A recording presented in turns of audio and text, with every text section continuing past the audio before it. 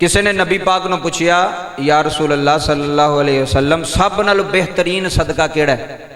सब नालों बेहतरीन सदका, यह भी सुन लो, सब नालों बेहतरीन सदका केड़ा है? नबी पाक ने फरमाया, सब नालों बेहतरीन सदका वो वे जेड़ा माल तो अपनी बीवी ते अपने बच्चों ते खर्च करे। किथे? अपनी बीवी ते अपने बच्चों ते जेड़ा माल खर्च करेगा वो सब नालों बेहतरीन सदका है। मैं ऐसे बंदे वेखे ने सप बन के बह जाते, माल दे बच्चों के कपड़े पाटे पुराने ने, उन्होंने कभी कपड़े नहीं लिया के दिते, कभी जुत्ती नहीं लिया के दी, कभी चंगी चीज़ ही नहीं बच्चों ते खर्च की, कभी चंगी चीज़ घर लैके नहीं आए। जी जोड़ो, मैं क्या जोड़ के कवर ची टुर जाने, तो मगर वाले ने पता नहीं तेरा की हाल करना है, तो पैसे का की हाल करना है। जेड़ा बंदा अपने बाल बच्चे ते खर्च करता है, अपनी औलाद ते खर्च करो, अपन धियां ते खर्च करो, अच्छे सूट लिया के दो उन्होंने, अच्छी जुत्ती लिया के दो उन्होंने, कोई हसरत ना रह जाए। जेड़ा खामद अपनी बीवी ते खर्च करता है, अपने बच्चों ते खर्च करता है, नबी पाक ने फरमाया पैसे तो अपने घर पे खर्च करता है, लेकिन क्यामत वाले दिन वो पैसे सदका बन के तोले जाएंगे, वो चीज़ां सदका बन के तोलियां जाएगियां। एडे कंजूस ना बनो, तो ना कंजूस कभी बंदे की पूरी पई है जेड़ा बच्चों ते खर्च ना करे। कोशिश करया करो, अगर बंदा 30-35 हज़ार भी कमान वाला है ना, वो थोड़ा बहुता फ्रूट लाजमी घर खड़िया करो अपने बच्चों वास्ते, अपने घर वालों वास्ते। जिन्हें अपने घर वालों वास्ते खर्च नहीं करना तो वह कादा बंदा जी, वह कादा इंसान है। हजूर जदों भी जाते सन अपनी बेटी के घर जाना, अपनी बीवियां को जाना, तो कोई ना कोई चीज़ लैके जाते। ये जाना चाहिए, अपने बाल बच्चे ते खर्च करो, खुल के खर्च करो, कंजूसी ना करो। कई बारी ये आजमा के वेख लो, अगर तुसी किसी बच्चे ते किसी बेटी ते 2000 रुपया लाया ना, हो सकता अगले दिन अल्लाह तुहानू 5000 दे छड़े। आजमा के वेख लो मेरी गल, अल्लाह ताला हो सकता तुहानू कोई काम दे छड़े, या किसी भी सूरत में तुहानू पैसा दे छड़े। औलाद ते खर्च करन लग्या ना डरो।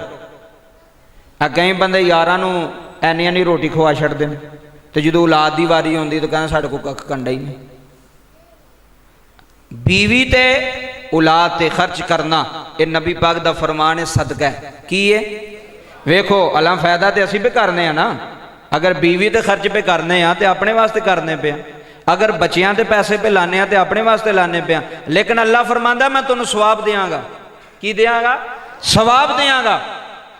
तू खर्च करके ते वेख, तू इन्हां दे उत्ते ला के ते वेख, जिन्ने पैसे कोल होण वेखो जमा भी करने ने या कोल भी रखने ने।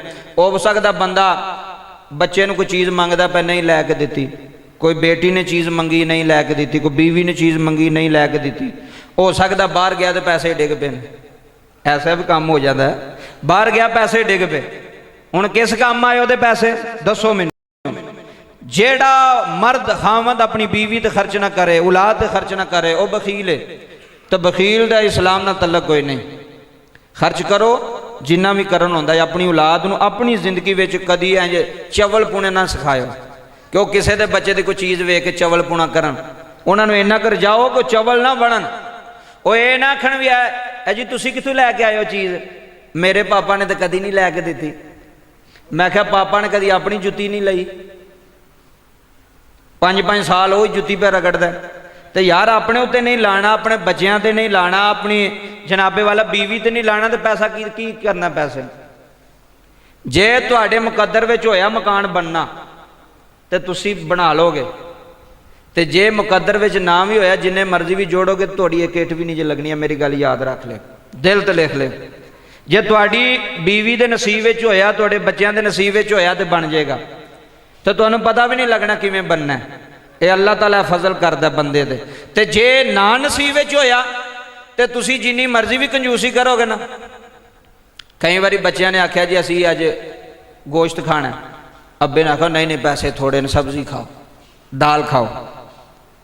जे तू इन्हां दी ख्वाहिशां पूरियां नहीं करनियां, अपनी औलाद ते नहीं लाना, किसी बाहरों तो नहीं लाना।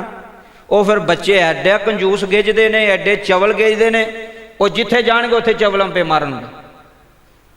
इस वास्ते कोशिश करो, अगर अल्लाह ताला ने तुहानू दिता है, भावें थोड़ा दिता है तो भावें ज्यादा दिता है, औलाद ते लान लगे ना डरिया करो अपने बच्चों दे।